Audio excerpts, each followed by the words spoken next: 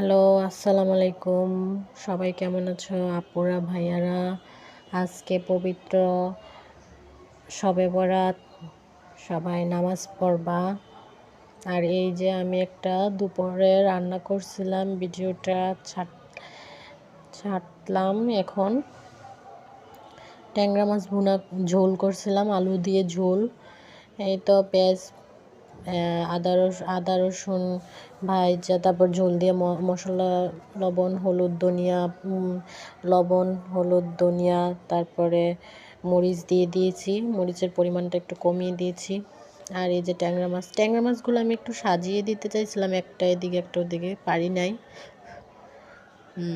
এখন এই মাছগুলা উল্টিয়ে কষিয়ে ভালো মতো, অনেকে আবার ভেজে খায়, আমি বেশিরভাগ মাছই কষিয়ে রান্না করে খাই। এই যে মাছগুলো আমি উঠিয়ে নেব, উঠিয়ে তারপর আলুগুলো ভালো মতো কষিয়ে নেব, একটু ঝোল দিয়ে দেবো একটু, যাতে আলুগুলো ভালো মতো কষানো হয়। কষানো হয়ে গেলে তারপর মাছগুলো দিয়ে দেবো, এর উপরে দিয়ে একটু নাড়া দিয়ে তারপর ঝোল অ্যাড করে দেব। আমার রান্না তোমাদের কাছে কেমন লাগে তোমরা প্লিজ আমাকে কমেন্ট করে জানাবা। আমি জানি না কেমন রান্না করি, আমার কাছে ভালো লাগে কি না, তোমাদের কাছে ভালো লাগে কি না, সরি।